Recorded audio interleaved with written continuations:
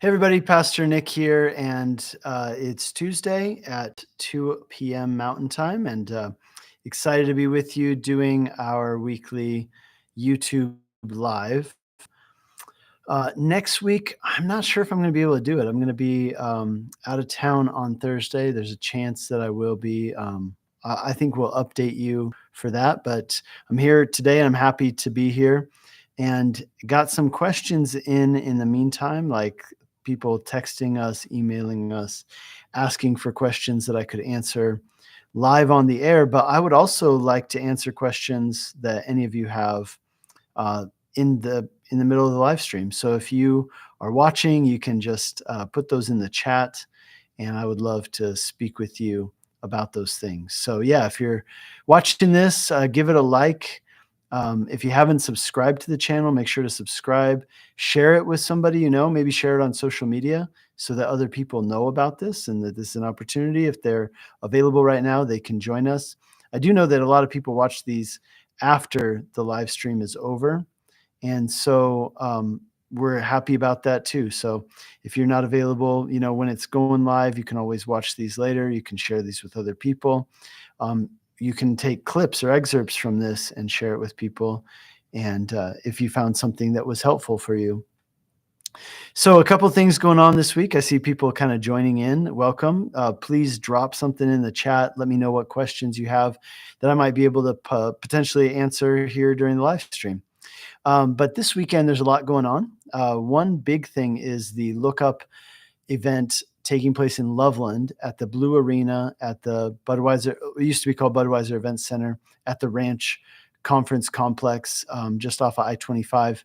And that is for Northern Colorado. Will Graham, who is the grandson of Billy Graham, he was born in Longmont, and he was really excited when people reached out to the Billy Graham Association asking for someone to come to this area of Northern Colorado and do an evangelistic event with all the churches here.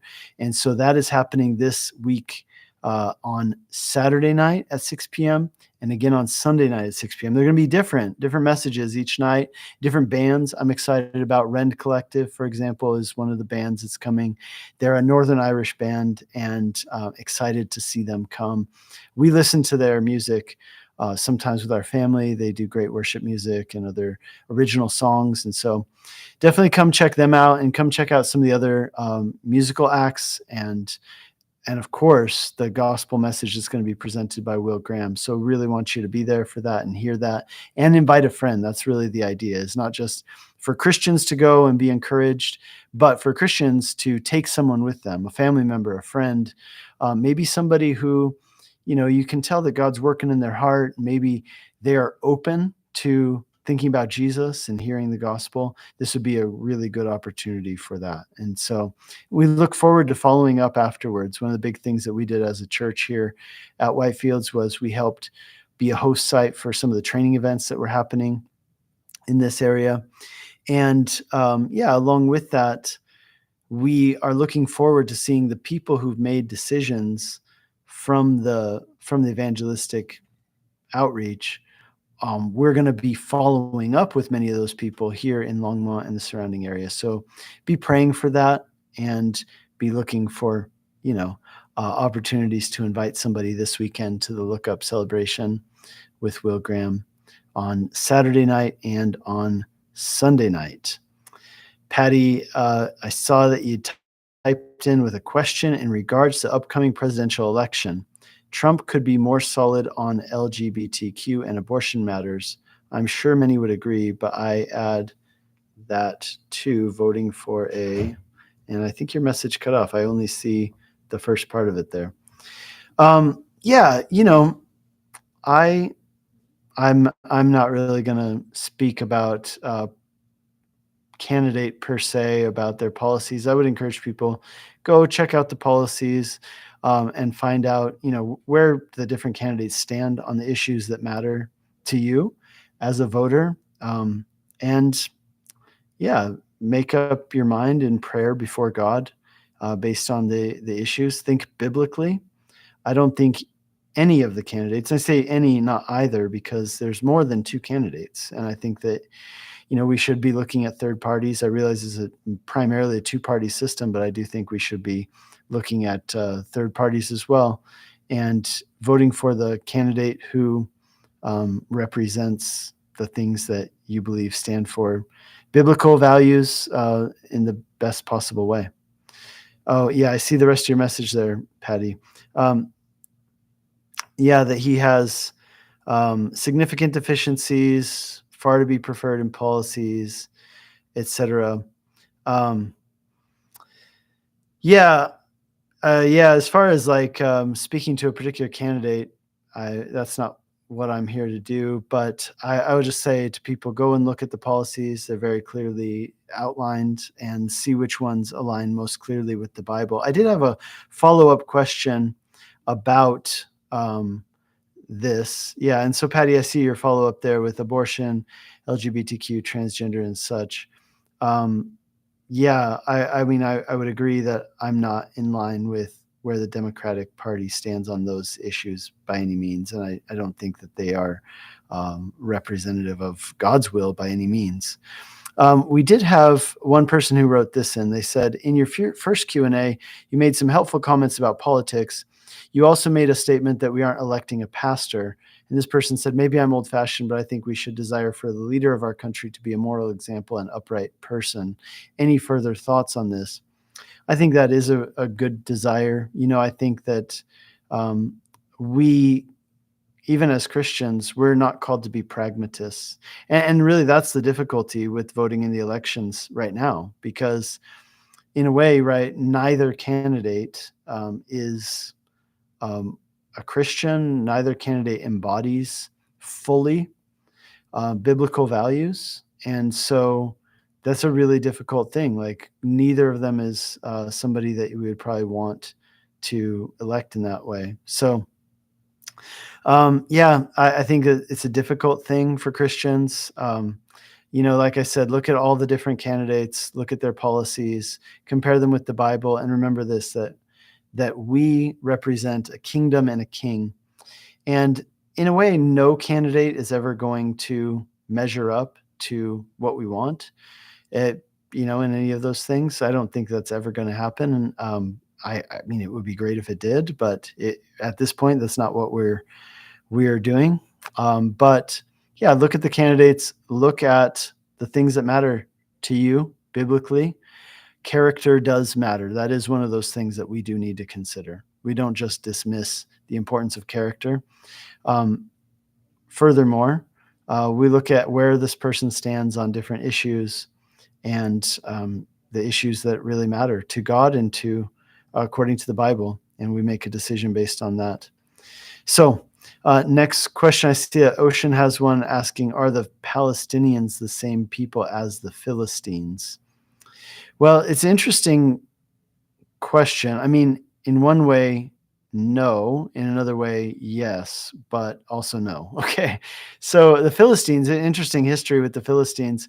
The Philistines came, we know that they, prior to coming to the land of Israel, the land of Canaan, they came from the area of Crete. They were from the island of Crete. They were seafaring people, and they landed on the coast, the Mediterranean coast of Israel. And their whole goal was to establish a civilization there, a Philistine civilization. And they were trying to take over Israel and basically drive out the people of Israel, the Israelites, the descendants of Abraham, Isaac, and Jacob. And we see that really, of course, in the book of 1 Samuel and in 2 Samuel. They were there prior to that, but that's really when they were making inroads and really trying to drive out the people of Israel. And Israel was really in an existential crisis. Are we going to survive this?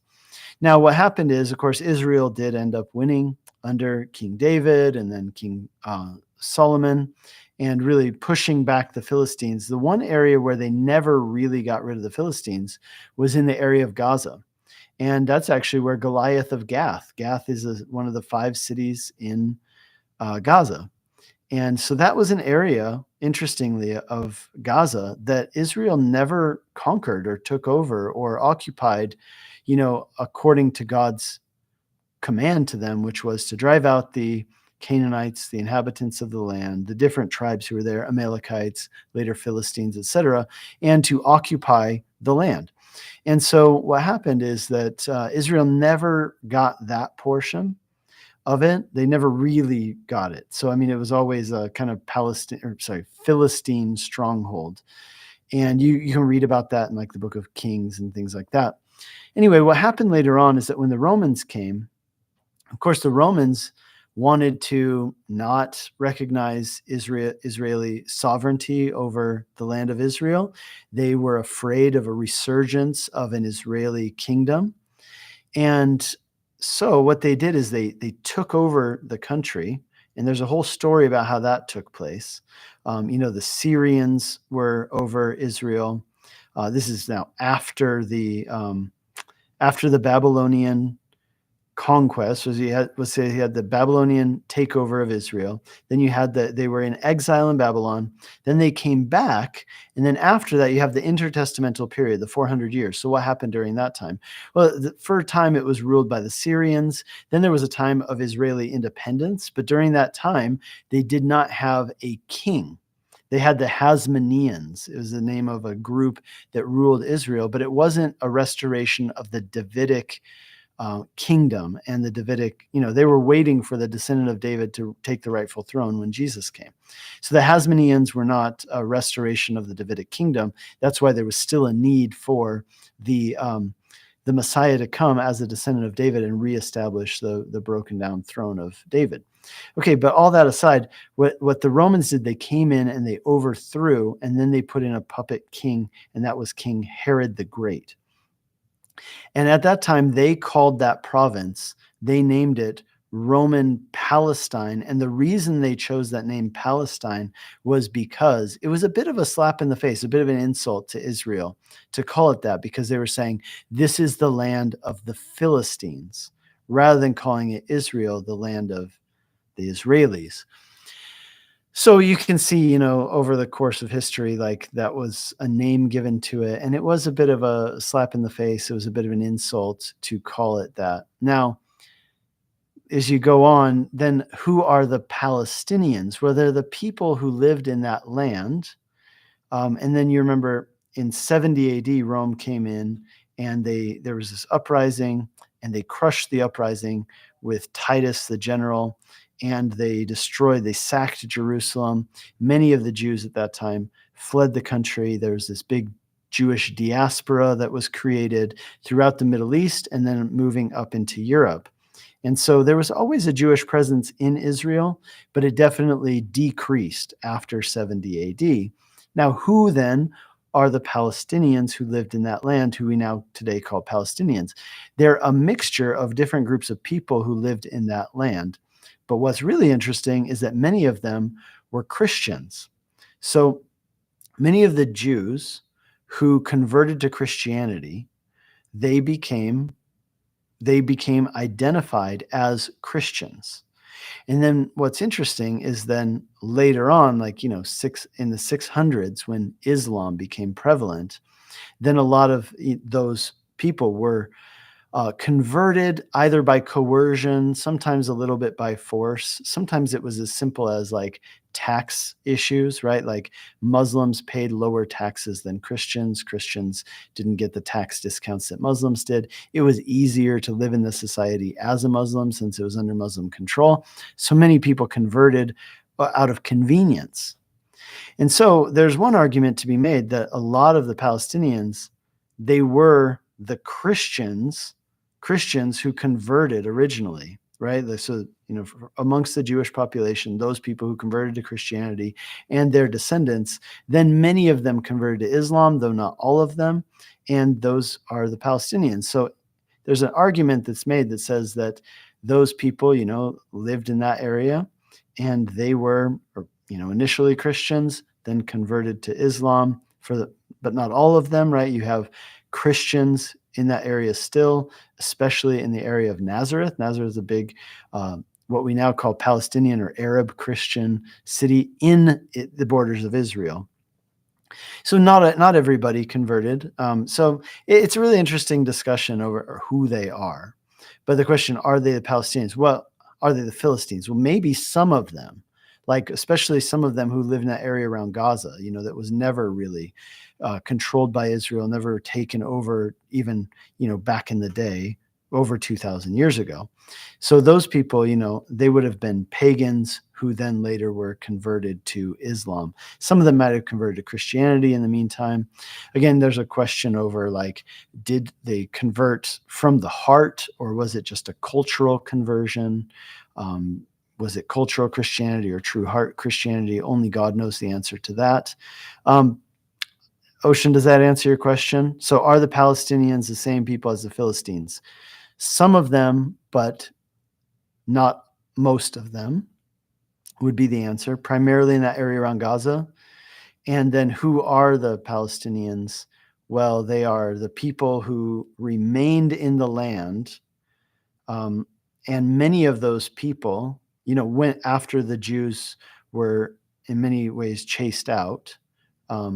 They're non-Jewish people who stayed in the land. Many of them had Jewish ancestry prior to Christianity. They became Christians. Many of those later converted to Islam, but not all of them. So I hope that answers your question, Ocean. I hope that, that's the difficulty with these kind of unscripted YouTube things, is like I'm giving things to you without any notes. So I feel like I like to be personally very organized with how I communicate and teach content. And so it's kind of hard for me. I feel a bit rambly, to be honest, and a little bit disorganized in how I'm giving my answers. But I guess that's the nature of the format. So good question. Another question from Patty here. Rosh Hashanah, Feast of Trumpets. Can you explain and how long it lasts? Israel is not really celebrating because of October 7th. Yeah, I'm not sure what they're doing because of October 7th. Oh, Lisa, I see your point there. Thank you. I appreciate that. At least you guys are getting what you're picking up what I'm putting down, if you will. Yeah, let me do a little research very quickly, Patty, on Rosh Hashanah. And I've done some teaching on the feasts. I taught a class on Leviticus last year at the church, in which we did look at the Feast of Trumpets, what it celebrates, also how it is the picture of the second coming of Jesus. Some people would even say, and I'd probably be one of them, who would say it, if you look at the feasts, they are predictive of the way that Jesus is going to come back, and that Rosh Hashanah, the Feast of Trumpets, which happens around this time of year, is a picture of what will happen at the rapture, or kind of like a foreshadowing of the rapture. So if that is something that anybody's interested in, I see the Cedos there commenting. Thank you. I appreciate the encouragement. Let me just look up. I'm just doing a quick bit of research on Rosh Hashanah and the Feast of Trumpets. Trying to bring up some of my notes from when I taught that Leviticus class. By the way, here at Whitefields, we teach classes regularly on sometimes different topics, sometimes different books of the Bible. So Rosh Hashanah, the Feast of Trumpets, here's some information for you. I just pulled it up. It's the Jewish New Year, which is interesting, and it takes place in late September or early October. Now, there's 7 big feasts, and I'm trying to remember, there's split. So like 3 of them are in the spring, and 3 or 4 of them are in the fall. And I can't remember how it's split up. It's either 3 or 4 in the spring or 3 or 4 in the fall, but that's how the 7 are split up. I do know that Rosh Hashanah is the first one in the fall, and it's the Feast of Trumpets. So there's like a break between the spring festivals, which are kind of like foreshadowing. Then you have the summer, when the harvest is growing. And then Rosh Hashanah is the beginning of the Jewish New Year. It falls right before harvest. So it's September and October. And it's late September, early October, because they're using the lunar calendar as opposed to solar calendar. From a Christian perspective, it holds significant importance. Relates to themes of repentance, judgment, anticipation of God's future kingdom. It's talked about in the books of Leviticus chapter 23 and Numbers chapter 29, where it's called Feast of Trumpets. And what they were to do is a day of rest marked by the blowing of trumpets, or the shofar, which of course is a ram's horn, as a memorial and a holy convocation. Convocation means gathering. Trumpet as a symbol, of course, for us, trumpet is, of course, a symbol of the second coming of Jesus. We would tie this into two passages, at least in the New Testament, that come to mind. One is 1 Thessalonians chapter 4, where it says, there will be a sound of a trumpet, and then the dead in Christ will be raised first, and we will meet him in the air, and we will be with Christ forever. So many people believe that that is referring to the rapture, because it's where we will be caught up to the air. I always put it this way. It's not whether you believe in the rapture, because the word is there, in the Bible. We will be caught up. That's the question. The question is really, when do you believe the rapture will take place? When do you believe that that will take place, that we will be caught up? But anyway, 1 Corinthians 15:52 also mentions the sound of a trumpet at Jesus' return, talking about the resurrection. Also, Revelation chapter 4, verse 1 says, after these things, I heard the sound of a trumpet, and John tells us that he was caught up to heaven. So many people, what they believe about Rosh Hashanah and the symbolism with Christianity is that there are these feasts that take place in the early part of the year, which for the Jewish people, that would be the latter part of the year, because this is the beginning. Rosh Hashanah is the Jewish New Year.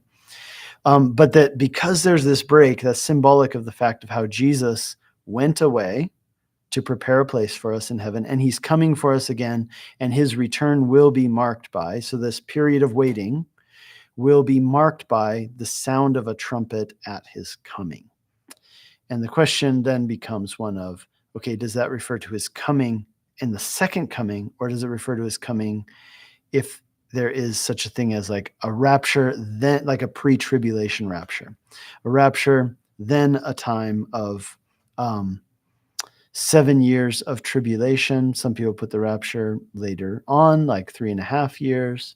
But the question, before the tribulation, mid-tribulation, after the tribulation, we talked a lot about that in our prior one. But that's the significance of Rosh Hashanah, the Feast of Trumpets, and it kicks off some of the other big festivals. So Rosh Hashanah begins the 10 days of awe, which is what it's called, which is a period of reflection and repentance leading up to Yom Kippur, which is the Day of Atonement. So that's a period of self-examination. And so I hope that answers the question for you. I'm not sure what is happening with Israel right now and their celebration of Rosh Hashanah. I'm sure that, it's probably muted right now because last year at this time, October 7th, there's a terrible attack from Gaza that took place, and Israel has been at war against Hamas since that time. Now that leads into another question that was texted in, where someone had asked me to comment on these topics. Number one, who or what is Hamas? Number two, why is Hamas so intent on destroying Israel and the Jewish people? What is the history of the Palestinians and the land of Israel?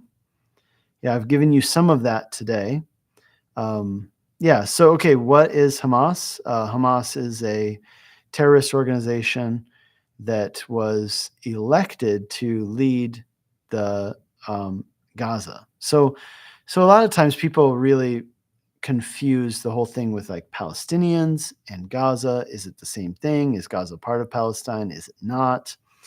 This goes all the way back to the 1990s, the Dayton Accords. It goes all the way back to the 1970s, actually, in the 80s, with trying to create a roadmap for peace in the Middle East. It gets into the intifadas, which are the uprisings, the resistance movements of the Palestinians in the Palestinian territory, and it would take us a really long time. There's some really good videos. I'm trying to remember who made them. I think it's Vox made some kind of like explanations of the Dayton Accords and what came about. This is negotiated through Bill Clinton And what it came up with is kind of a three-tiered solution. So the tier A is like Israeli territory that has Israeli security. So, right, so that would be like Tel Aviv and, um, Herzliya and these sorts of places along the coast, primarily in Israel. Tiberias is one of those places, right? So it's what we would call Israel. And they have Israeli security and Israeli government. Then you have this Palestinian area, which is, I forget what label, they give it like a letter. I think it's B. And B is, it's a Palestinian controlled government and Palestinian controlled security. So they're in charge of their own security. So that would be the case in places like Nablus, Jericho, Hebron,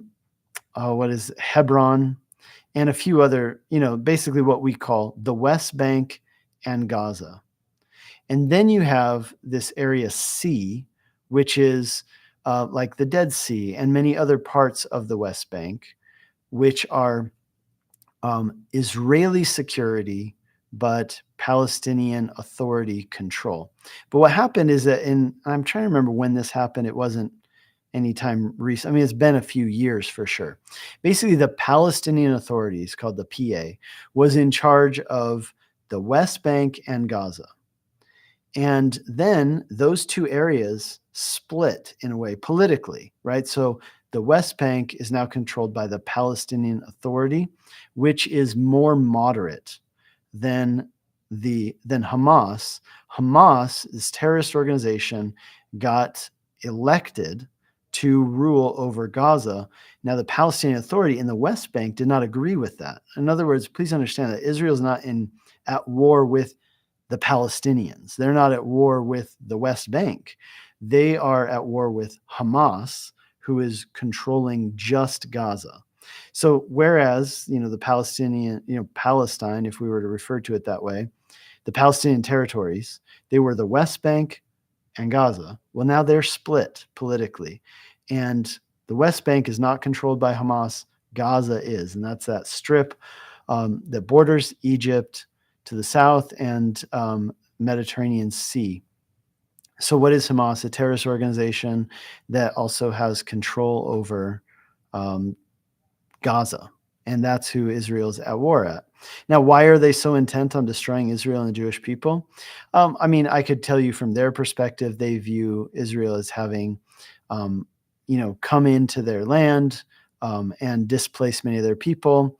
And many of the people who live in Gaza ended up there as refugees, displaced from the land they were living on. The reason they were living on that land was because perhaps the land was owned by Jewish people, but they were living in those areas, and they had sometimes built houses and homes and things like that. And they had been, in different ways, and that's a whole different discussion, like how did they end up in Gaza? But many of them ended up as refugees there, not all of them.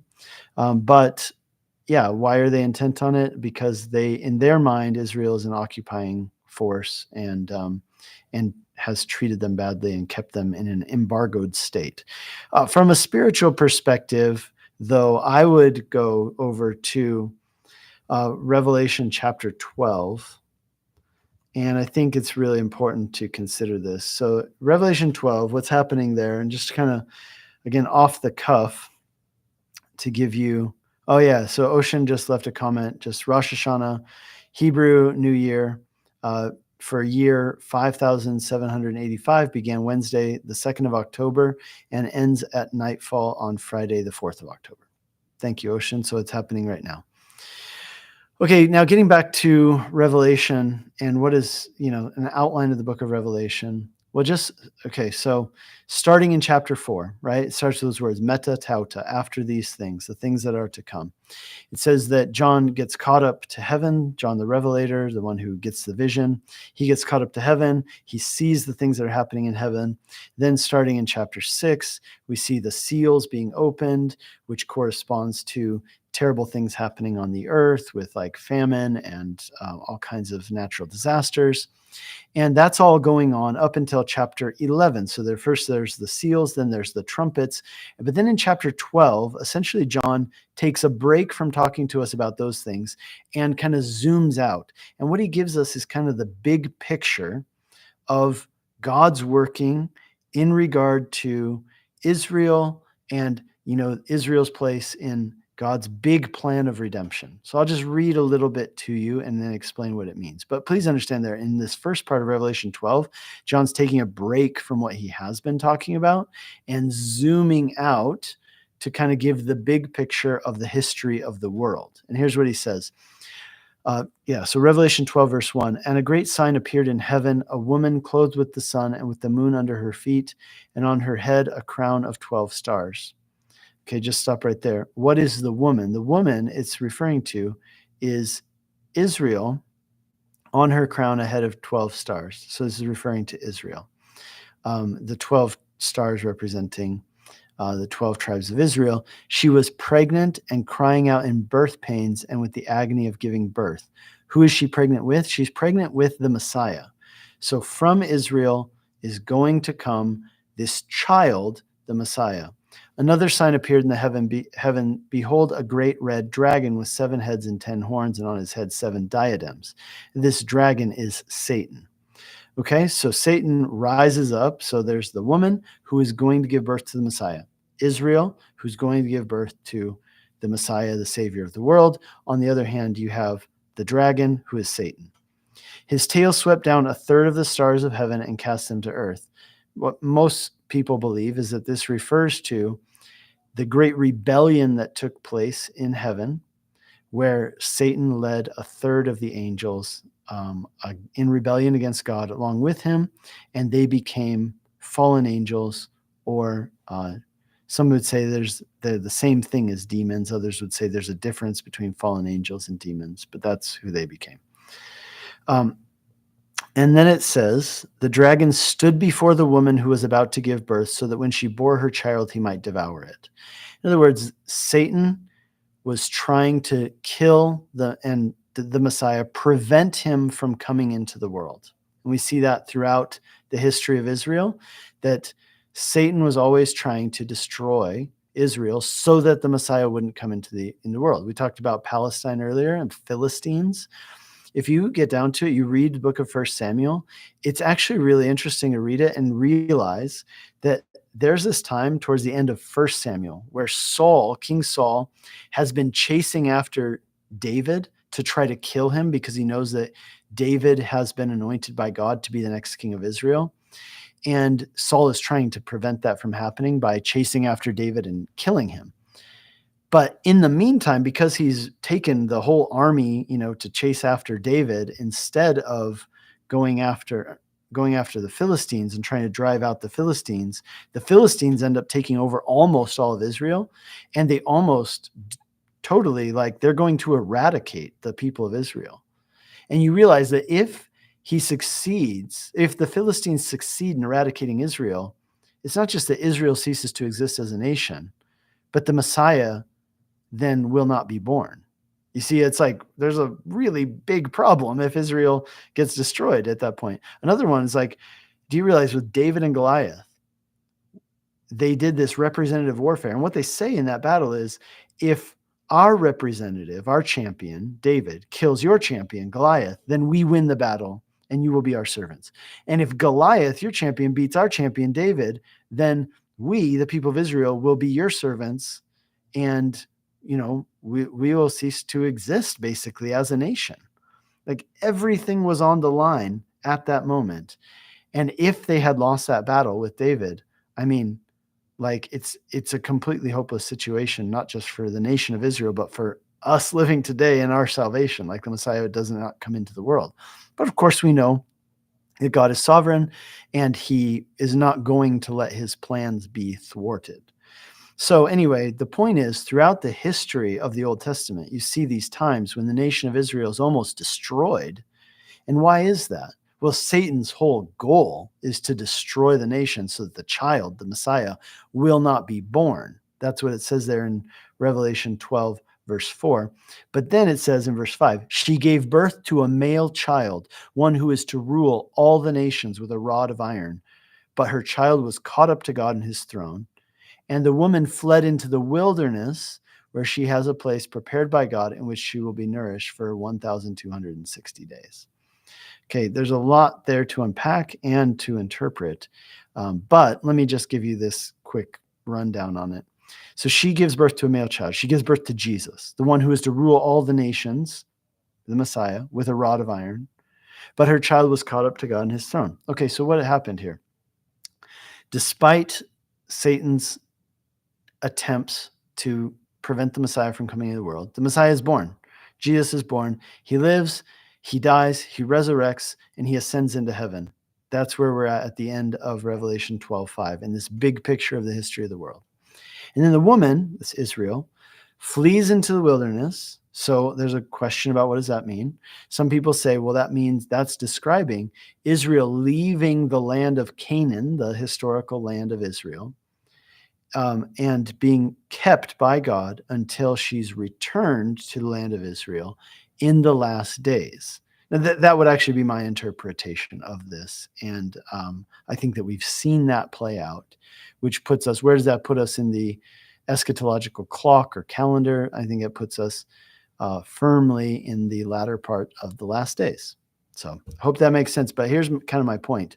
Throughout history, it hasn't just been that the Philistines tried to destroy Israel, but there have been movements throughout history that have been trying to destroy Israel and wipe it off the face of the earth as a nation. And you can see this with, of course, the Holocaust, but you can see it with so many other things. The attacks in the latter part of the 20th century upon Israel from the nations surrounding it. And yeah, I mean, like this satanically inspired desire to wipe Israel off the face of the earth. Why? Because Israel has a special role to play in God's redemptive plan. And so, to answer your question, why are they so intent on destroying Israel? Well, there's the one aspect, right, that they would point to. If you were to ask them, here's what they would say: because Israel's an occupying force, they've embargoed us, they've made our lives hard, they've made things difficult for us in Gaza, made our lives very, very difficult. And guys, I've been there, and I got to tell you that part is true. But there's also this spiritual aspect to it, right? Which is that it's more than that, actually. It's a thing that happens over and over and over in every generation, that Satan inspires people to rise up and try to destroy the Jewish nation. Why? Well, because Satan opposes the redemptive plan and purpose of God. So, yeah. And so don't be surprised when after this iteration, they're not going to be successful in their plan to wipe Israel off the face of the earth. But what will be the next iteration? Will this be the last one? Will it be Iran making a pact with Russia? And who knows what will happen? And maybe they're trying to wipe Israel off the face of the earth. It says, when you see Jerusalem surrounded by armies, lift up your gaze, for your redemption is nigh. Maybe that's what we're already seeing right now. But I guarantee if this is not it, there will be another round of this under another name. Maybe it won't be called Hamas. Maybe it won't be called Hezbollah. Maybe it'll be called something else. But the point is, this isn't just going to stop. This is going to continue until Jesus returns at the very end of the days. So, yeah, I mentioned what's the history of the Palestinians and the land of Israel. I mean, that's a very long question. I think I answered some of that a little bit earlier. So, yeah. Okay, cool. Somebody asked this question too. Why are so many American youth and young adults supporting the Palestinian cause today? Well, I'll tell you this. I said this last week to a question that was asked. The question was, like, does Genesis 12 verse 3 apply to us today? Whoever blesses you, this is God speaking to Abraham, whoever blesses you, I will bless. Whoever curses you will be cursed. My answer to that is, well, we need to ask a few questions to get clarity, and then we can determine the answer to that. But one of the questions we need to ask is, what does it mean to bless Israel? What does it mean to pray for the peace of Jerusalem? What does it mean to be a supporter of God's people? And can you be one who blesses Israel and supports God's people, um, and disagree with things that perhaps the Israeli administration, government does? And I think the answer to that is clearly yes. I mean, we do that same thing. We do that same thing when it comes to America. You see somebody who say, "I'm an American patriot, and that's why I disagree with this policy that the government is enacting, or this thing that the government is doing." So I think that that's one aspect of this. The other part is like, yeah, you should be able to look at this and say, are Israel's policies in accordance with God's heart and God's will, as far as like how they embargo Palestine, how they do those sorts of things? Um, does it go beyond just their right to national sovereignty? Because I absolutely believe that they have a right to national sovereignty and to protect themselves. And um, yeah, of course. So again, that's, if you're asking a question, why do so many why do people do that? I would tell you this: because young people in every generation tend to care a lot about justice, and where they see injustice, it bothers them. And that's right. It should bother us whenever we see injustice of any kind. We went on our last trip to Israel. We went into Bethlehem, which historically is a majority Christian city. So these are Arab speaking Christians who live in Bethlehem, which is part of the West Bank, which is controlled by the Palestinian Authority. And these people there, they were telling us about some of the policies that have been enacted. Now, some of those policies were created because people were taking the bus from Bethlehem into Jerusalem and blowing up buses. And I believe it was the second intifada in the 1990s. And so what did they do? Well, they said, in order to protect ourselves, we have to cut off the bus lines, and we're building a wall. And you guys are going to have to go through checkpoints in order to go in.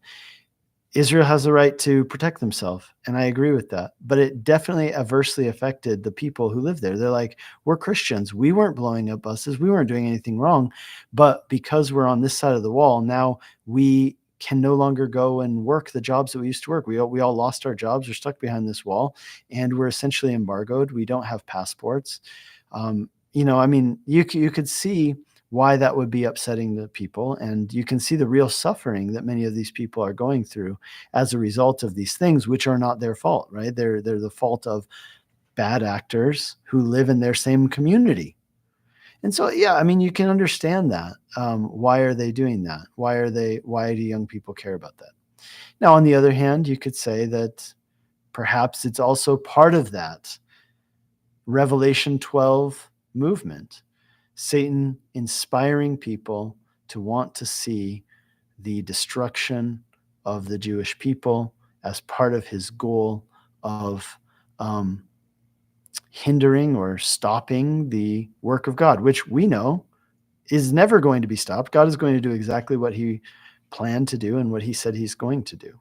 So, like I said, with all these things, there's the immediate issue, but there's also the spiritual aspect to it.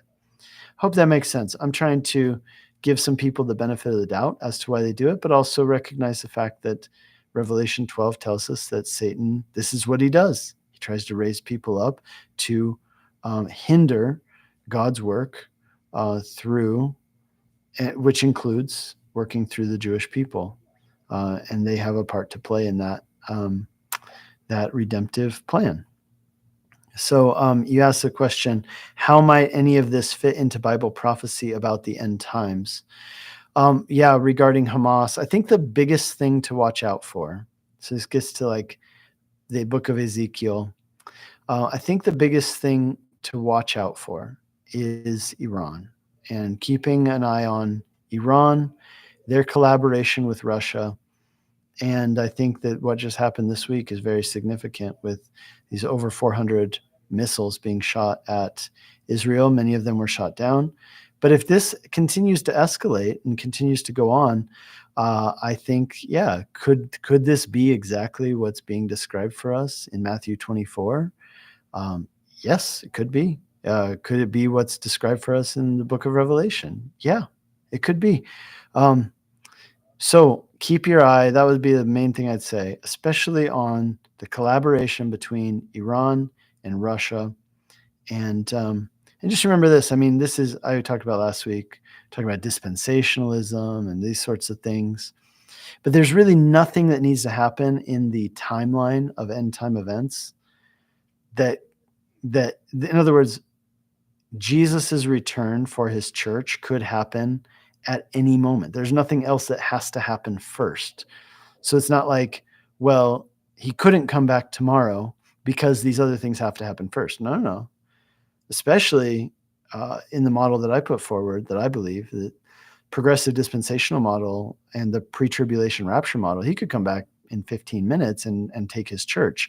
It could happen at any time. And so I would tell people, listen, I think that our eschatology should fill us with hope. That's what it says in 1 Thessalonians. Encourage each other with these words. It should fill us with hope. It should fill us with a sense of security that we are going to be okay. And it shouldn't fill us with a sense of fear. So we watch these things. We pray for individuals because we remember in this, yes, it's all very intriguing and interesting to us from a biblical and a prophetic point of view. But also, there's real human suffering going on at this time. And God sees that human suffering. He cares about it. And we as his people should see it and care about it too. And know that at any time, our time here on earth could be done. And it could happen in the blink of an eye. Ocean asks, so they don't need the temple built first. Not for a rapture, no.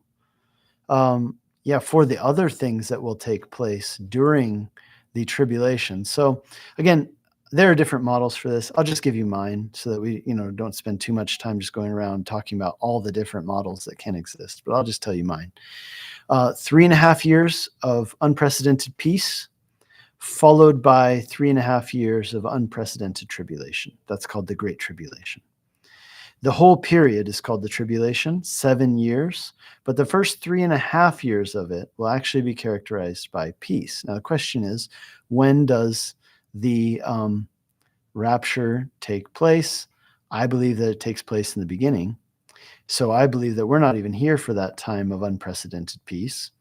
Other people would disagree with me. They'd say, well, no, it'll happen halfway through, right before the Great Tribulation. So we will be here for that peace. Again, I'm giving you perspective. But Ocean, you asked, when will that temple thing take place, like the rebuilding of the temple, all that stuff? I believe that will take place during that time, 3.5 years of unprecedented peace. In fact, I believe, here's how I think it's going to play out. I'll just give you, this is YouTube Live. Who knows who's watching? So I'll just give you my takes in my unscripted thoughts. But I believe that it will take place like this. I think that there will be a leader who will rise up and he will create peace. And part of that peace that he's going to create is going to be coming up with a solution to the problem of what both the Jewish people want and what the Palestinians want, which is that the Palestinian Muslims, and that's an important distinction because there are Christians who identify as Palestinian Christians. So the Palestinian Muslims, what they want, well, actually, I guess all Muslims, what they want is they want to control the Temple Mount and especially the Al-Aqsa Mosque. And the Jewish people are like, well, we want to be on the Temple Mount too, and we want to rebuild our temple. I think that there's going to be somebody who will figure out a solution to what currently seems to us an unsolvable problem. They will make a treaty. They will make a solution that pleases everybody, and that person is going to win the Nobel Peace Prize. In my opinion, he will be a hero. They'll think, wow, somebody did it. Somebody created peace in the Middle East. And that person will be, highly revered. And then that person will use their position to actually garner praise for themselves. And they will create what's called an abomination that causes desolation. And that will be the thing which triggers the Great Tribulation and the 3.5 years of unprecedented difficulty.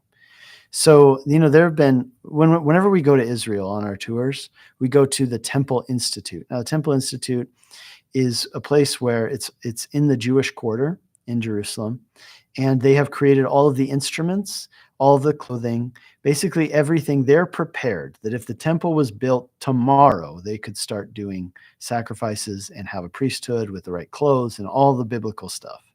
So they've created all the stuff and they're ready to go. They even claim that they have the Ark of the Covenant ready to go. Now, that's what they say. I mean, I've never seen it. Of course, they don't show it to people.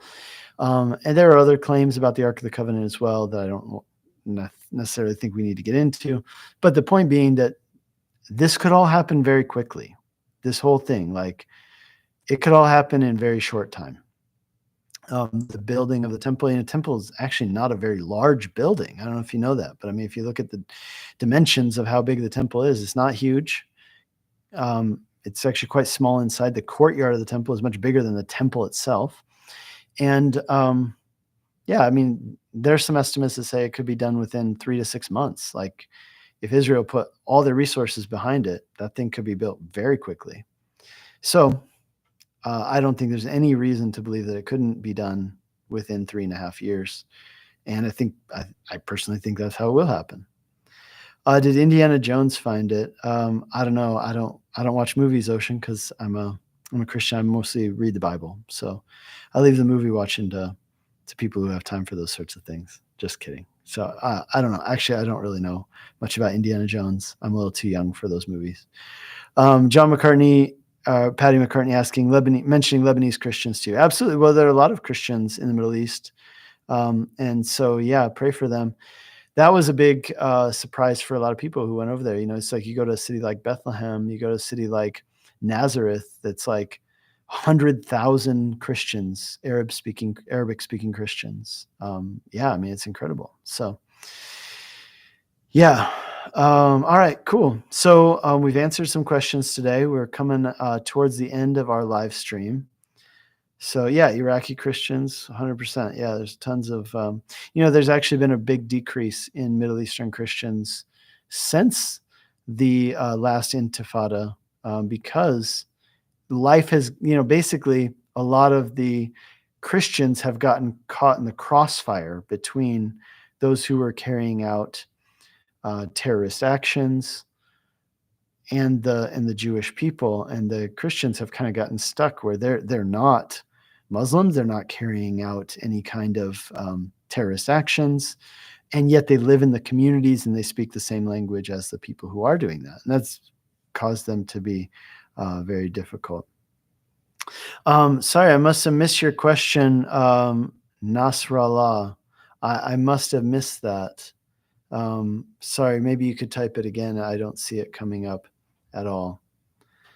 So I'm not sure what that is. So yeah, just going back. Yeah, Patty, if you have a question about Nasrallah, I'm not even totally sure what that is, but I'm willing to look it up real quick.